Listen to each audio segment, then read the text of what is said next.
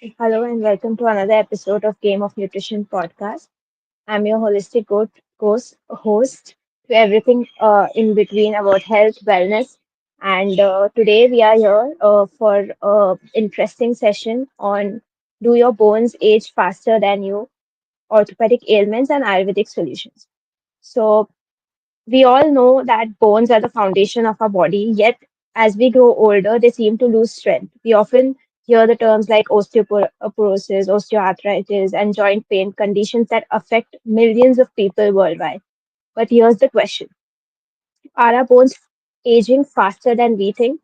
Today, we have a very special guest with us here today, Dr. Sonia. She's a renowned orthopedic specialist who integrates traditional wisdom of Ayurveda with modern science. So, we'll be diving into the fascinating topic that we have planned for today. So, Dr. Sonia, welcome to the show. We are so excited to have you here. Before we get into the discussion, can you share a bit about your background, how you started, blend Ayurveda, and how are you managing Ayurveda and osteo or bone related issues? Hi, Khadija. Thank you so much for asking me for this show.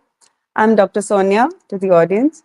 I work at Balance Musket Ayurveda and Yoga Center, and I have 13 years of experience in Ayurveda. I have done my BMS from Government Ayurveda College, Trivandrum. In Ayurveda, we treat everything, including orthopedic, pediatrics, gynecology. But here we mostly focus on orthopedics, and I specialize also in gynecology and among other things. So mother and baby care for that matter. And coming to combine orthopedic ailments and Ayurveda, as you know, Ayurveda is a holistic science. And here in Balance Musket, we have integrated yoga, Ayurveda, and sound healing too. Healing, we also focus on the mental health because, as you may know, all our illnesses, whether it be bone related or psychiatric or every other illnesses, they are related to our mind as well. For example, in Ayurveda, we segregate like whatever you eat, ahara, your food, your daily regimens, and even trauma or your mental health. Everything is related to your overall health. So it is very important to give a focused approach to a person's healing. If when we are healing a particular ailment, we are healing the body as a whole. So, and as you know, in Ayurveda, we get a lot of orthopedic because there are oils involved. We, for example, if there is a fracture, even if there is a fracture, we can treat it through Ayurveda. Of course, whenever there is a surgery required, surgery is definitely needed. But otherwise, most of the conditions we can manage with Ayurveda as well because we believe in holistic healing. Okay, so Khadija, please ask away. So, why did you choose Ayurveda? Right, you had always planned that you wanted to, get into Ayurveda, or what was your journey like? Oh, that's I don't know if you believe there is something called destiny. I would say because the first doctor who inspired me was an Ayurveda physician. My father, my father was an army personnel. So it so happened that years ago he was paralyzed, and he was a lot of we did a lot of treatment in a lot of military hospitals and several other hospitals, but he came back to his health and he was able to continue as a military personnel for several years after because of an Ayurveda physician. Can you believe that? So, and I went there. I used to visit that hospital with my parents and I used to see all these Ayurveda books, old literature. At that time, I was too young to understand whether it was an Ayurveda doctor or a conventional doctor, to be honest. I didn't know whether, it was an Ayurveda person or not. But he was my inspiration. And it so happened he had studied from the same college from where I graduated, Government Ayurveda College, Trivandrum. So I would say it is destiny. He was the one who inspired me. And my father, he always wanted me to be an Ayurveda doctor. And honestly, Ayurveda is very traditional. Okay, so first when I joined college, I was like any other youngster, a bit doubtful whether I'll fit in and all. But in my second year of college, there is something in Government Ayurveda Trivandrum, we call it WARD, that is Welfare Association for Differentially Abled Children. There, I still remember I saw a Down syndrome baby she was wearing a red colored frock and she was running around and playing with all the other kids like any other normal child would do. You know what I'm trying to say? Even special Right. kids, they are treated in Ayurveda. So that you have to, Ayurveda is too deep if I go on talking about it. But this was my inspiration. I saw people getting treated who had lost hope in conventional medicine. So that is what inspired me. And every day in Ayurveda is a miracle. You discover a lot of possibilities in Ayurveda, and it's amazing to be an Ayurveda physician. That's interesting. I didn't know about Down syndrome and all being treated by No, Ayurveda. let me clear you. It's not like complete cure. It's like, Okay, helping the children lead a normal life through Ayurveda okay, procedures and all. Obviously, there are other therapies involved, but they are integrated into the normal society, and Ayurveda plays a very crucial role in it. Because, as okay, you know, it's a okay. genetic condition, cannot be completely Yeah, cured as yeah, such. yeah. Okay. So let's move ahead with the rapid fire directly. I'll be posting you questions. You have to answer in one word or one or two words, and let's just dive into it. The questions will be shown on your screen. So, what's the best food to crack strong bones? Sesame seeds or spinach? See, if being an Ayurveda person, I would say sesame seed because it has Yes. multitudes of benefits to the body. Yes. Even being a medicinal science nutritionist, it is still sesame seeds. So, Yes. okay. So, what's more damaging to your joints? Long hours of sitting or high heels? I would say long hours of sitting because with high heels, you are walking at least. With long hours of sitting, you have muscle atrophy as well. So that is damaging more. Yes. Okay. Next one. Pick one for joint health. Turmeric latte or massage. Pardon? Can you please come again? Pick one for joint health. Turmeric latte or Abhyanga massage. Abhyanga massage, obviously. We'll get into what it is exactly later on. Yes, I'll give an explanation later on. Yes. Yes. True or false, your gut health has a direct impact on your bones. Oh, definitely. Your gut has a direct impact on your bones because there is where the nutrients go to your body. So your gut has to be at optimal capacity. Okay. Fill in the blanks. Poor joint lubrication is like driving a car without. Driving a car without, what can I say? You can't drive a car if the tire is not, there's flat tires. Poor joint health is like flat tires. You'll have somebody to push it. Okay. Which Ayurveda herb is your MVP for managing chronic pain? Which Ayurveda herb? You said chronic pain. Yes. See, if we go by medicine, there's shallagi, but there is nutmeg, there is moringa, but it depends upon, the kind of pain you have, to be honest. As I said, there is no one go-to medicine. According to Ayurveda, we treat the body, not the illness. So I cannot say. It depends upon the kind of body the person has and the kind of pain the person has. Okay. If someone only has 10 minutes in the morning, what would you suggest? A yoga stretch routine or a quick sunlight soak? Only 10 minutes. And either yoga or sunlight. Oh, that's a hard one. Can't we do stretches in the sun? So you get both. Yeah, good answer. Complete the sentence. For calcium absorption, you need dash in addition to sunlight. Vitamin D. I mean, vitamin D, isn't it? Vitamin D you would get from the sunlight, right? Oh, okay, okay. That would be vitamin K. There's a lot of ingredients needed in the blood for the calcium absorption. Yeah. Mostly, I think it's magnesium. Yes. Oh, yes. Magnesium as well. Yes. Yeah. Okay. Next one. If your bones could talk, what would they say to you after a day of bad posture? Oh, they would say, why don't you go and take an Abhyanga? Okay. What's more dangerous for bone health, skipping meals or over exercising? I would say over exercising. In Ayurveda, we don't recommend over exercising at all. I'll come to that. Okay. Which Ayurvedic snack is better for bones? Strong bones, almonds soaked overnight or dry figs? Or dry, Figs. dry figs. See, in Ayurveda, we don't talk about eating almonds or eating dry figs, to be honest. There is no mention of them as such. But I think calcium is high in dates. I mean, sorry, almonds. No, it's more in figs. Okay, okay. Yeah. So if you had to name one super spice for bone health, what would it be? Super spice. Super spice for bone health, you mean? Okay.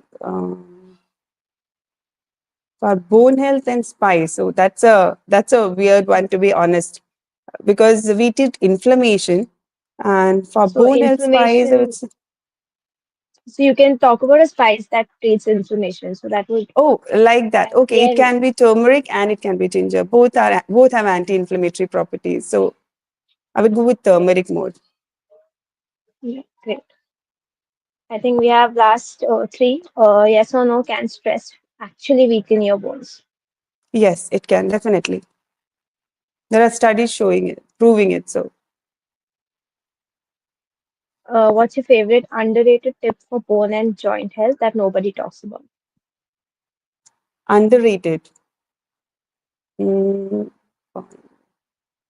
I would say doing meditation, because Okay, as I said, that too mental for stress, joint health. anxiety. Yes, yes, for joint health. That's the thing. Okay, Because anxiety, depression, these lead to lower bone density. okay, okay. One word last. Ayurveda or science, which would be the best solution for bone health? There's the thing. Ayurveda is science. Okay, okay, good answer. Okay, let's dive into the actual discussion and answer all the doubts that have been created with this rapid fire. So Okay. before the first question that I would like you to directly jump into is, uh, how do you know if your bones are aging faster than they should? Are there any subtle signs that we should look for, or how do you understand that you need to, get this treated? See, the most easiest way to understand is you will feel aches and pains in your body. If your body is healthy, you'll not feel that. Obviously, if you are over exercising or you have walked a lot or you're not drinking water properly, you'll have muscle cramps. That is different. But you will start feeling, if that is consistent. As you know, now medically it is proven if your calcium and vitamin D levels are lower, your body starts aching. So, consistent Mhm. body aches should be one of the signs, because even in younger children, there are cases where there has been bone density loss. So obviously you should look for signs like consistent body aches, even if you have well rested and you have not worked out too much. If you still have body aches, then it's time for you to take into consideration that your bones might be weak. Okay. So even I think when you talk about loss of height or frequent fractures and even receding Yeah, gums, those because are the those extreme gums. ones. By that time, the bone would have already degenerated. So you reach the Okay. fracture point where, your T score goes below 2.5. Fractures are quick. You have reached osteoporosis. But if you start for the early warning signs, then it should be the constant aches and the feeling of pain. You feel your bone is aching. Some people come and tell you they feel their bones are aching. They feel cold very easily. There are certain subtle signs, you can notice. Okay, so when bones become so weak that they fracture even without falls, that also happens. So how does Yes, it does. Ayurveda address the fractures or this fragility? Like, what is the first, step of treatment? See, if it has started, I would say Ayurveda is good in both. When the bone has reached the stage of osteoporosis, then also we can treat it through Panchakarma procedures. There are bastis, different kinds of Ayurveda bastis mentioned, where, there are studies showing that when we do basti with proper internal medication, we are able to bring back a little bit of bone strength. But that is kind of an uphill task. As you know, it takes several years for the osteoporosis to reach. So for especially in the elderly, that men and women above 50s, when that phase has already reached, then it becomes tough. It's not impossible, but it is tough. But if you identify the problem in the beginning itself, then it is more easy for us. We can stop the degenerative process through Ayurveda medications, Ayurveda lifestyle. Of course, as I said, we have yoga too. There are lifestyle changes we advise, there are food advices we give, there are treatments we can do, simpler ones. For example, you do regular abhyanga. Even regular abhyanga can help you to keep your bone strength, stronger for a longer duration. So So that's it. what Because is Abhyanga and what exactly happens in Abhyanga? Abhyanga is basically, if we, I hate the term massage when related to Ayurveda, to be honest, because it kind of simplifies the whole procedure a lot, because massages are different. What we do in Ayurveda is different. There is no particular technique in applying the oil. If you say it is the oils that do the magic, I always keep preaching about. We have this oil, for example, I'll name a few like Dhanvantaram, Sahajaradi, that we use for oil treatments on a patient's body, and the oil is decided according to the person's body constitution and body type. Okay, and when we do regular massages, we believe in Ayurveda the bone is related to vata. See, it's kind of, it becomes too deep to an Ayurveda for a layman to understand. But when we do regular oiling, it brings down the vata, or we can say it strengthens the bones. You will see the person who does daily oil massages, who does oil massages regularly, they have lower chances of getting an injury or fracture when they fall down. I'll give you an example. This example was there when my teachers used to teach us in the college. They used to tell that in olden days in southern part of India, these men used to come with a stick. They'll like it will be like a wire. They'll coil it like a wire and they'll bring it, and they'll be sellers of myelin, a kind of oil. Okay, the what I'm trying to say is, if you keep on oiling a dry stick every single day, it becomes very malleable. You can make it like a twine. You can turn it around. You understand that much Okay. flexibility is Yeah. attained. It's the same thing with our body.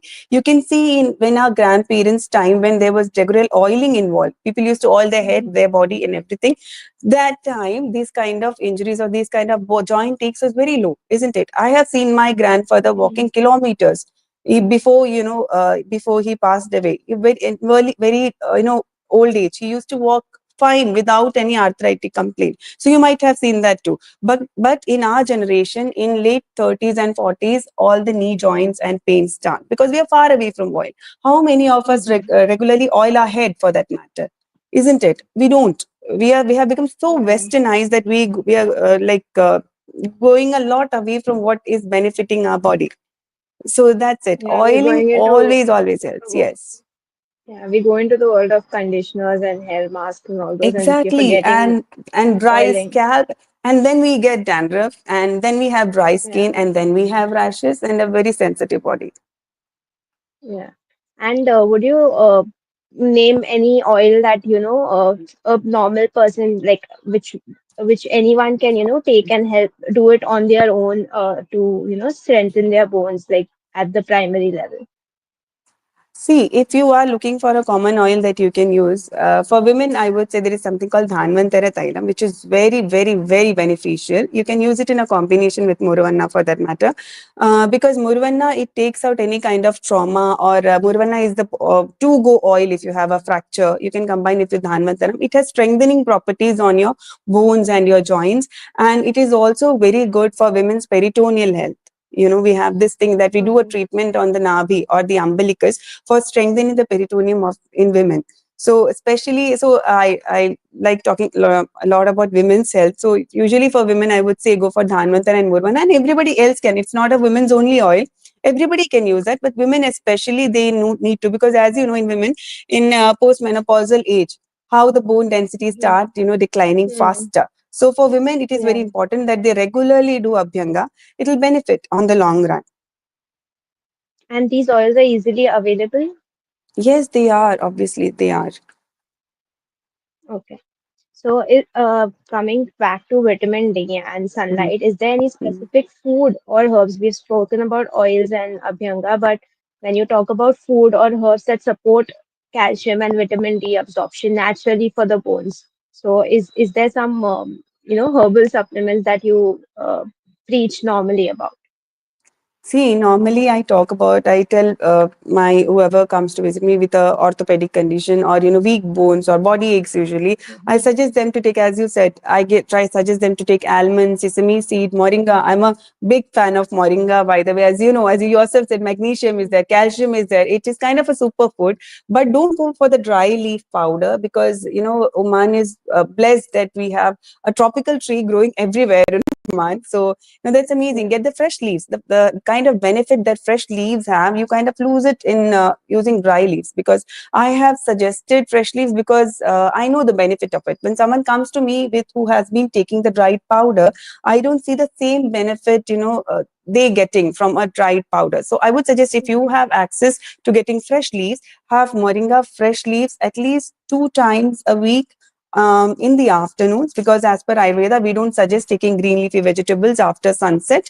And why I said twice a week, not every day, is because moringa, it kind of has an anal sphincter relaxant effect where it helps in easy bowel movements. So too much of it will not be good for you. So I would suggest go twice a week.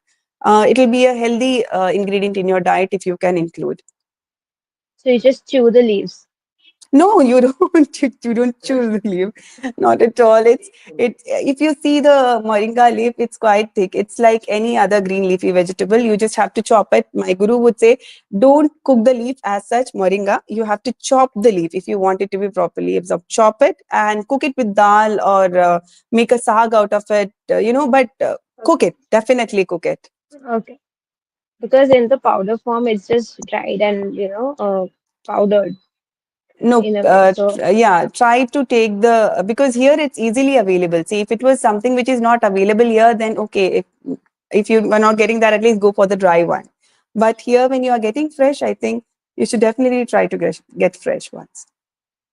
okay, so we spoke about Abhyanga, we spoke about the herbs, supplements, all of those.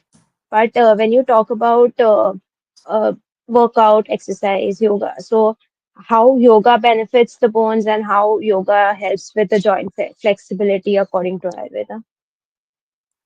See, yoga is an integral part of Ayurveda, and yoga, if you see, is is a rhythmic movement of your body, and there's a breath work involved. So, why I love yoga this much is I also have a YIC in yoga, by the way, from SVASA Bangalore. So, the Okay. whole part of integrating Ayurveda and yoga is when somebody comes to us at Balance Musket with a pain. Okay, first we treat them with our Ayurveda procedure. Then we teach them yoga. I advise them yoga exercises which benefits them, which will prevent the pain from coming back, whether it be a lower back pain, whether it be cervical spondylosis, whether it be any other joint ailment you have, even your early onset knee osteoarthritis. We help you to take out the pain, and then we teach you exercises that can help you to keep the pain at bay and lead a normal pain free life. Okay, because as I said, yoga is rhythmic movement of your body, including breath work. There is breathe involved in there. So it reduces your stress level, blood oxygenation level goes up. Of course, your body is always in a healing mode, isn't it? Your body is healing itself. Yeah. So in Ayurveda, we believe your body in itself is healing. What we are doing is we are supporting it in the healing process. Okay, so with yoga also it is the same. When the breathing is involved in there, oxygenation level goes up, and with all the movements, if you see, people will say, it's not like gym, it's not heavy duty exercising, it's very simple. It's not like that. There are different levels in yoga. By that I mean, see, there are when you start with stretching, and there are asanas which need a lot of core strength, which need a lot of leg muscle strength, which need a lot of arm strength. But for you to reach there, you have to be consistent. I always say consistency is the key. For example, even if in Ayurveda, when somebody has, for example, low backache, okay, one of the commonest pains, we talked about the heel. So, of course, Mhm. so low back is one of the commonest pain, especially in women and in men as well. I don't know, it's so much prevalent. I would say 1 in 5 people have low backache. So, Oh, when low back, yeah, I see a lot of, we are Ayurveda people, so that is what it's a lot of pain yeah. people that we see, and low backache is the commonest one that we see. So when someone has a low backache or has a disc issue, then I always say that is your weak part. The pain will go, but that doesn't mean it's going to leave your body forever. It is going to come back. You do something wrong, you do a wrong posture, you carry something heavy, or you jump around, you go for a hiking, the pain is going to come back. So you cannot give up your daily activities and lie on bed saying that, oh my God, my back is weak, I can't do anything. No, you strengthen your body. So how do you strengthen your body? You work on your core. You do yoga regularly so that your body becomes flexible and your core becomes strong to handle, to give support to your back so that the back pain doesn't come back easy. The other way is frequently we have treatments called wellness.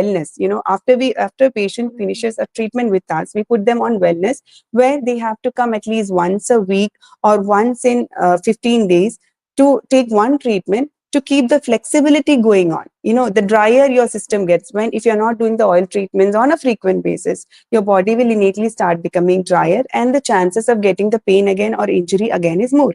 So that's the reason why we have integrated yoga, where you increase the muscle strength and your flexibility too, so that you don't get injured easy. If you compare a person who is regularly doing yoga and Ayurveda treatment and a person who is doing, gym and not doing anything else, I think that gym injuries are quite frequent, isn't it? People Yeah. get more injured, but how many people get injured in yoga?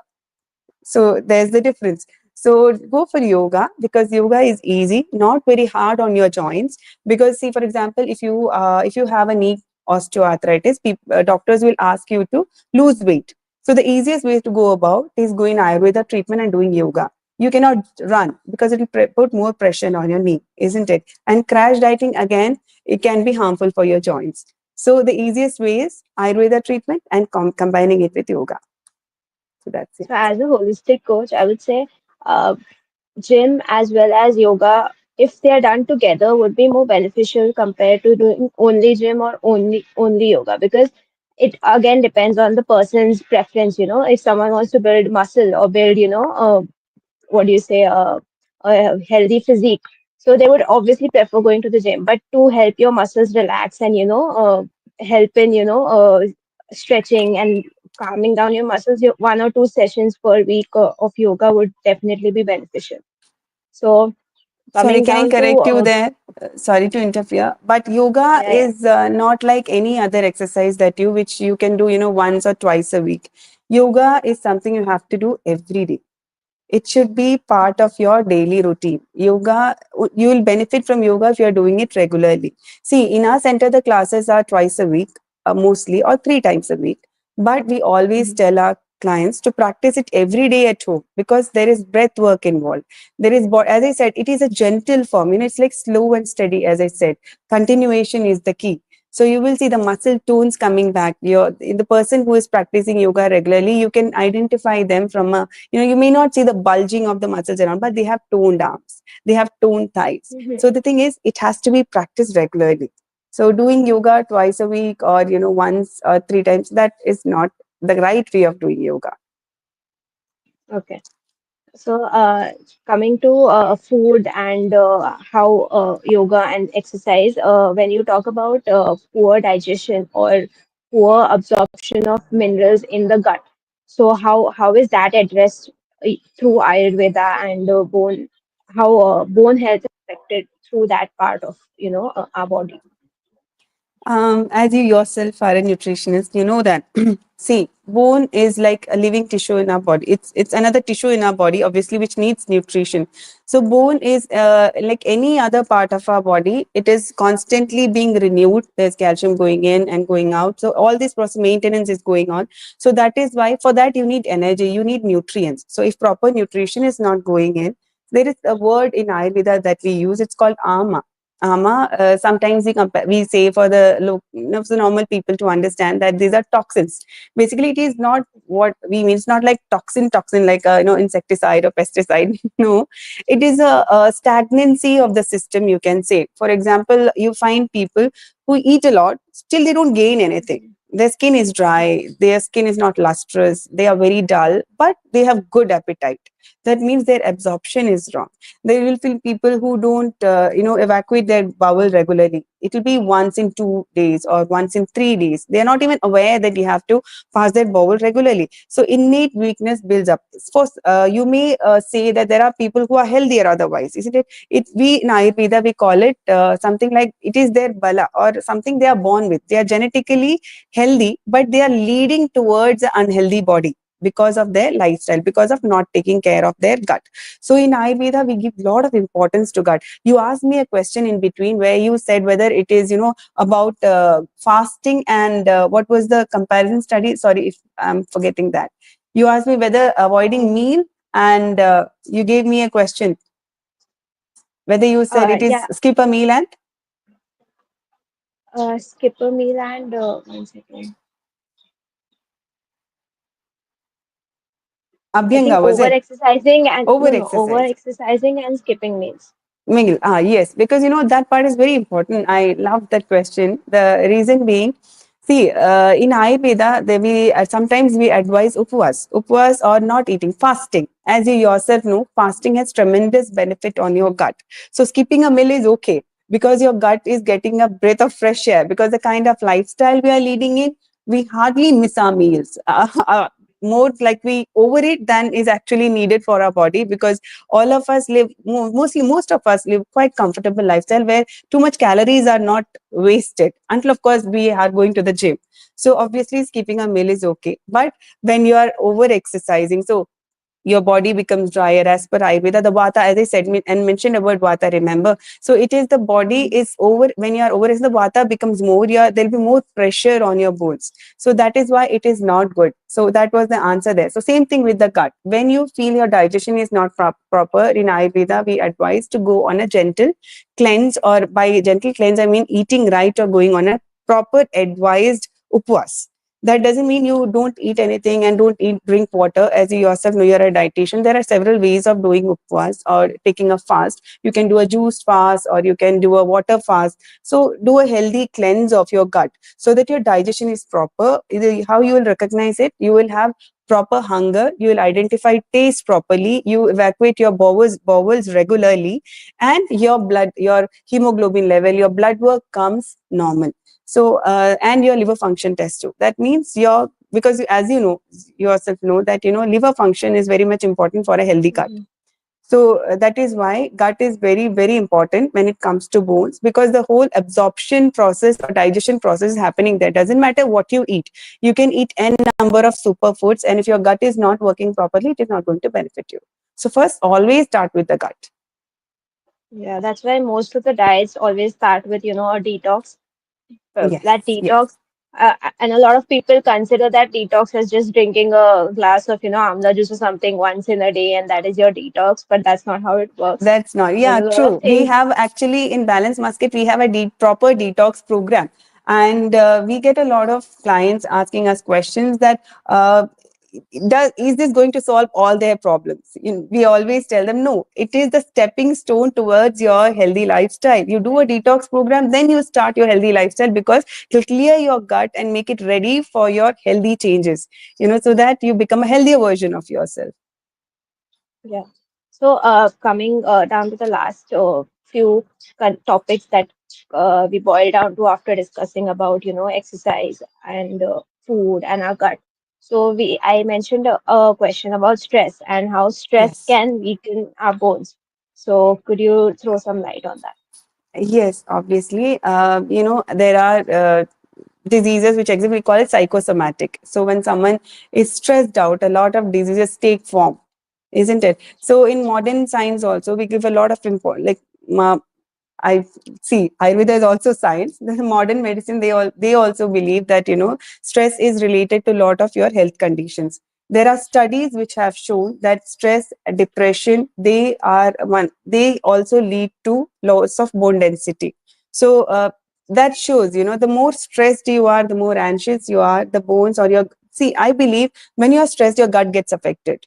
Okay, this is my understanding of the case. That is, when you are stressed, your gut gets affected. Either you don't eat right or absorption is not proper. So, eventually leading to your bones being weaker.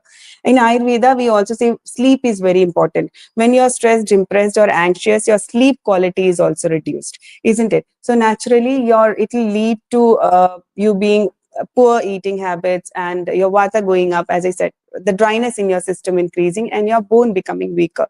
So that is why, as I said, in Balanced Musket, we give importance to your stress levels too, your mental healing along with your physical healing. So we have these sound healing sessions going on where the whole focus is to help a person relax.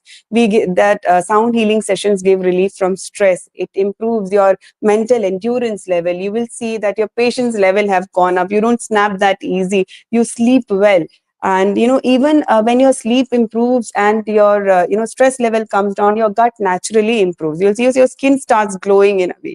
The thing is, if you're sleeping better, everything falls in order and stress level improves.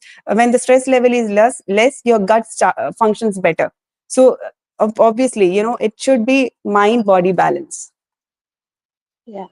And coming to the last question is, are there any effective Ayurvedic alternatives to painkillers for arthritis?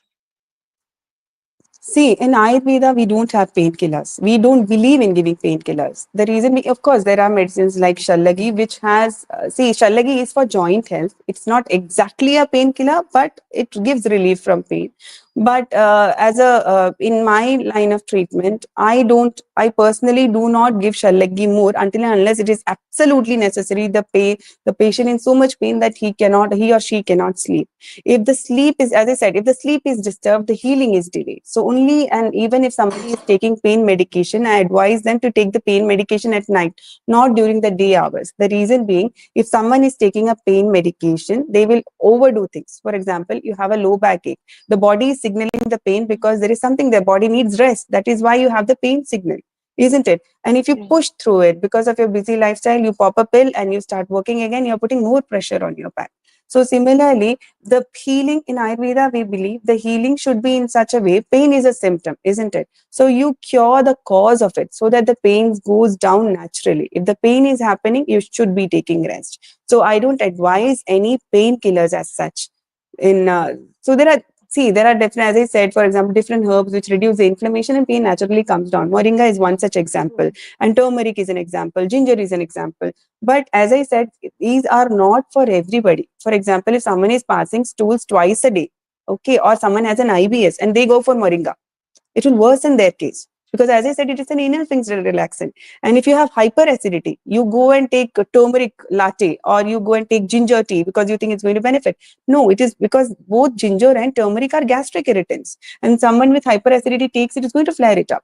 So you have to be prudent in what you decide. So I would advise, if you have any such joint related issues and you want to go for a holistic option or an Ayurveda option, you should consult an Ayurveda physician who understands your body and can advise you, because there are n number of things in Ayurveda. Even we make use of things which are easily available in your kitchen or in your household, which will help you to heal better. But it is very important for us to understand your body, your gut, and your lifestyle to advise. Okay, that's amazing.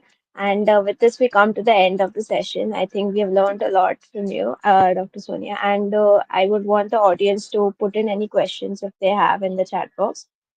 And it was a eye opener for a lot of things that even I didn't know. And we have one question here. Should we use warm oil for massage on body or hair? See, I'll tell you the reason why. It is always advisable to use warm oil on your body or on your hair. And but there is one thing: don't warm the oil by placing it directly on the flame. Warm some water and take your oil in a steel vessel. Keep it on the water and warm it, because all these in Ayurveda, all the Ayurvedic oils are made in a certain particular temperature. Accordingly, we name them differently. There is three kinds of oils we use. For example, for internal consumption at a particular temperature, for external application at a particular temperature, for nasal drops at a different temperature. So if you directly heat it on a fire, the temperature will cause imbalance, or the herbal quality of the medicine will come down. So the ideal way of warming your oil is by placing it on warm water, but always warm your oil before applying, because as you know, otherwise it should become almost equal to our body temperature, so that it's easy for our body to absorb it. You don't have to put too much effort on rubbing it and warming it up on your skin. It's easy for your body to absorb if you warm it. Okay. Uh, I don't see any more questions. It was great having you. Let's end the session. And thank you so much for coming, even after you're not being well today. But it was great having you here. Thank you so much, Khadija. It was lovely answering your questions, and thank you so much. It was a nice show. And please do visit us at Balance Basket. Yes, yes, surely. Thank Okay, you. I think I'll end the stream. Yes.